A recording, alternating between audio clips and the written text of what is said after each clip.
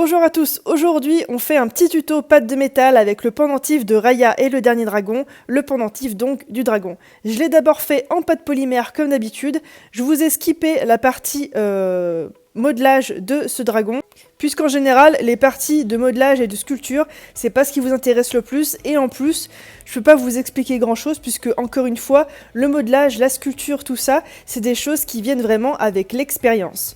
Donc si vous voulez essayer la même chose, je vous conseille vraiment de prendre d'abord une photo de référence, voire même plusieurs, de faire un petit patron en papier et ensuite de commencer la sculpture. J'ai donc créé mon moule en pâte Oyumaru encore une fois. Si vous voulez les détails de tout ce qui est modelage et moulage, je vous conseille d'aller voir ma vidéo précédente avec la petite guitare en cuivre où j'ai détaillé un petit peu plus. Je crée donc mon mélange à base de pâte de bronze.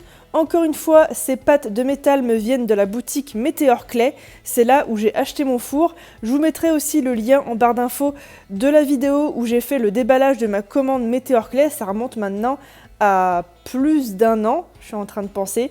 Voilà, donc c'est un four haute température et ils vendent aussi tout ce qui est pâte de métal et matériel pour créer à la fois des bijoux en métaux, donc acier, argent, bronze, cuivre, il y a plein de petites choses, et aussi des bijoux en verre.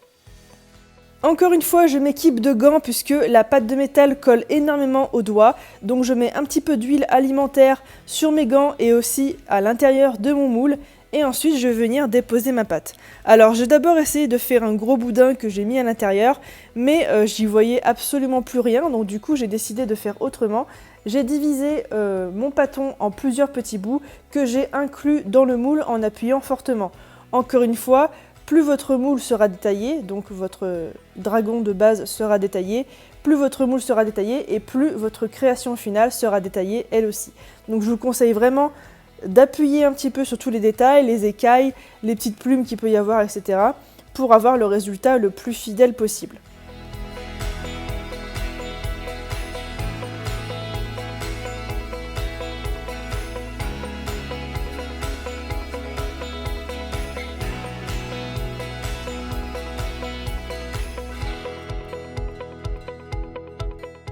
J'essaye de lier au maximum toutes les petites boules de pâte que j'ai mis auparavant pour avoir une bonne liaison après cuisson et pour pas qu'il y ait de risque de cassure. Même si pour l'instant ça ne m'est jamais arrivé, j'ai pas envie de passer des heures sur une création pour avoir au final quelque chose qui va casser bien évidemment. Idem si vous vous lancez dans la pâte de métal et que comme moi vous achetez un four haute température, ne faites pas quelque chose de compliqué en premier lieu, mais quelque chose de vraiment très simple. Genre une petite pastille, genre une petite pièce de monnaie que vous avez tamponnée avec un petit tampon pour avoir quelque chose de vraiment de très rapide, mais d'à la fois assez joli pour l'utiliser après si jamais ça réussit.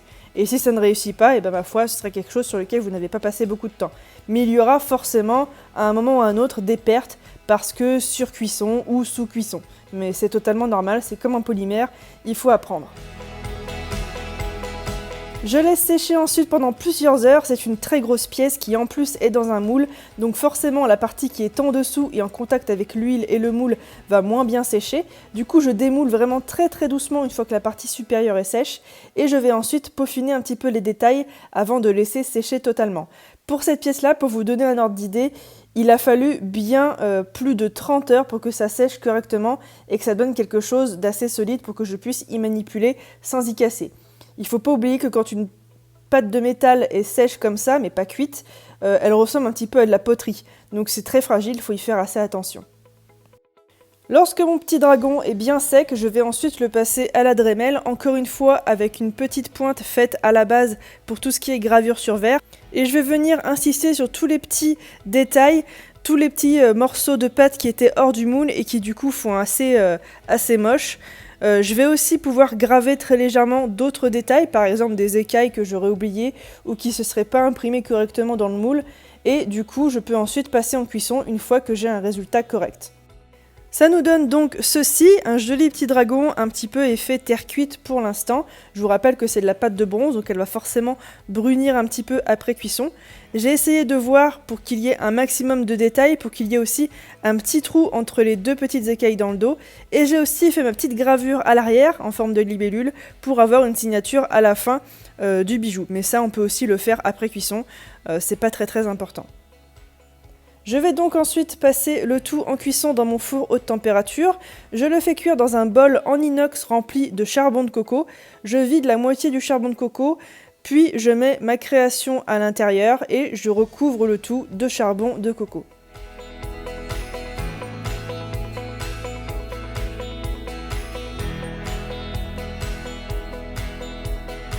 Encore une fois, si vous avez besoin d'infos sur le matériel, n'hésitez pas à aller sur la boutique de Météor Clay, ils sauront vous répondre bien mieux que moi. Ensuite, après 45 minutes de cuisson, je laisse refroidir pendant 20 minutes, vous voyez que c'est encore très rougeoyant. Et après les 20 minutes de refroidissement, je vais prendre le bol avec une paire de pinces et je vais le mettre sur le rebord de ma fenêtre, sur le rebord en ciment. Et voilà ce que c'est censé nous donner après cuisson, un petit dragon tout oxydé qu'il va falloir du coup poncer et polir correctement pour avoir un joli brillant. Alors pour ceux et celles qui ont déjà vu le film, le bijou en lui-même n'est pas hyper brillant, c'est juste un bijou en métal très joli. J'ai donc décidé de le passer uniquement à la brosse métallique comme ceci, avec ma Dremel pour révéler un petit peu la brillance du bronze, mais pas trop non plus, tout en ayant aussi un aspect très métallique et très satisfaisant, surtout quand on fait comme moi de la pâte polymère qui d'habitude ne sonne pas du tout comme ça. Et voilà ce que ça nous donne au final une fois qu'on l'a bien brossé, qu'on a enlevé tous les petits bouts noirs. Il faudra encore un petit moment je pense pour le désoxyder et j'ai acheté du désoxydant exprès pour le faire tremper. Vous voyez qu'il y a un petit peu de surcuisson sur la queue mais c'est pas grave du tout. Ça a juste boursouflé l'arrière mais pas le devant donc c'est cool. Et vous voyez aussi qu'il y a une sacrée différence de taille entre celui en pâte polymère et celui en métal. Il y a une bonne réduction de 15-20% par rapport à la taille initiale. Mais ça aussi je trouve ça cool puisque du coup ça nous fait un bijou qui est pas trop grand. Je vais ensuite rajouter une petite perle en labradorite pour faire la pierre de dragon qui est présente dans le fil et aussi sur l'original du pendentif. Alors pour info, je savais pas du tout comment j'allais fixer ça correctement, mais je me suis dit qu'avec un petit peu de résine ce serait parfait et en effet le rendu est vraiment top. J'ai donc utilisé du scotch double face sur lequel j'ai commencé par coller mon dragon. Puis j'ai mis une goutte de résine à l'endroit où la perle était censée être. J'ai rajouté ma petite perle en labradorite en faisant attention à la mettre dans le bon sens, le petit sens qui est brillant. Vous savez, les labradorites, c'est un petit peu capricieux par rapport à la lumière, donc il faut y mettre bien dans le bon sens. J'ai rajouté quelques petites gouttes sur les côtés pour bien l'ancrer et ensuite je passe à la lampe UV pendant une bonne dizaine de minutes pour avoir un bon rendu. Je retourne aussi la création plusieurs fois pour qu'elle soit aussi bien fixée à l'arrière et voilà. Je me suis ensuite servi du petit trou qu'il y avait entre les deux écailles de son dos pour faire le collier. Alors j'ai tout simplement pris un petit peu de cordon ciré, j'ai passé les deux bouts par l'arrière, puis je suis repassée dans la boucle. C'est le nœud classique vraiment si vous avez un seul fil de disponible et que vous voulez faire vraiment une attache très simple. Je voulais pas par contre d'attache ou de petits apprêts en métal sur ma création. Du coup, j'ai décidé de faire un collier assez long, environ 80 cm de longueur, pour faire un long sautoir et pour faire aussi un nœud au bout pour ne pas avoir à mettre ces apprêts en argent ou en bronze qui auraient fait un petit peu moche sur ce genre de création, je trouve. Et voilà ce que ça nous donne au final. Je vous ai mis l'image que j'ai prise en exemple sur la droite. Je trouve vraiment hyper satisfaisant de me dire que quoi que je vois à la télé ou que j'ai envie de réaliser, je peux le faire. Donc voilà, je trouve que je m'améliore de jour en jour. Dites-moi ce que vous en pensez dans les commentaires, toutes les critiques sont les bienvenues. Et si jamais ça vous tente, ce bijou est évidemment disponible sur ma boutique Etsy. Les formations sont aussi disponibles, n'hésitez pas à venir me voir en message privé ou bien aller faire un tour sur mes réseaux sociaux. Je live presque tous les samedis soirs à 20h30 si je ne suis pas avec mes élèves dans la journée. Sur ce, je vous dis à très vite pour d'autres tutoriels polymères cette fois. Ciao!